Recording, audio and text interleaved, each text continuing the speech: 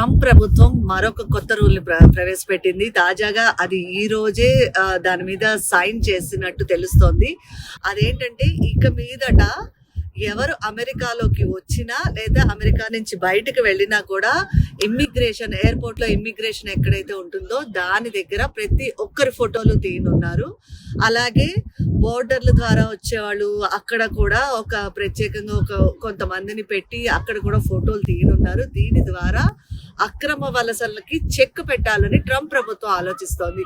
ఫోటోలు ఐడెంటిఫికేషన్ ఇలా ఉంటే వాటి ద్వారా ఎవరైనా ఇమ్మిగ్రేషన్ రూల్స్ పక్కన పెట్టి అక్రమంగా వలసలు వెళ్ళేవాళ్ళు, లేకపోతే ఇంకా ఊరికనే అటు ఇటు తిరిగేవాళ్ళు, ఇలాంటి వాళ్ళు ఎవరైతే ఉంటారో వాళ్ళందరినీ పట్టుకోవచ్చు, అక్రమ వలసలకి దీని ద్వారా అడ్డుకోవచ్చు అనే ఒక ఆలోచనలో ఉంది ట్రంప్ ప్రభుత్వం. నిజానికి ఈ రూల్ ని 2021లోనే ప్రవేశపెట్టింది అమెరికా ప్రభుత్వం, కానీ ఇప్పటి వరకు దాన్ని అంత పెద్దగా అమలు చేయట్లేదు. ఇమిగ్రేషన్ దగ్గర మామూలుగా ఫోటో తీస్తారు, కానీ దాన్ని ఇంకా ఏవో కొన్ని లూప్ హోల్స్ పెట్టుకుని చాలా మంది తప్పించుకుంటున్నారు. ఇప్పుడు ఆ తప్పించుకోవడం కూడా లేకుండా దీన్ని పటిష్టంగా ఇప్పుడు వస్తున్న కొత్త టెక్నాలజీ ఏఐ టూల్స్ ని వాటిని వాడుకుని కూడా దీన్ని ఇంకొంచెం సమర్థవంతంగా నిర్వహించాలి అని చెప్పి ట్రంప్ ప్రభుత్వం ఆలోచిస్తుంది. ముఖ్యంగా డిపార్ట్మెంట్ ఆఫ్ హోమ్ ల్యాండ్ ఏదైతే ఉన్నదో అది చాలా గట్టిగా దీన్ని తీసుకురావాలి అని ప్రయత్నాలు చేస్తోంది.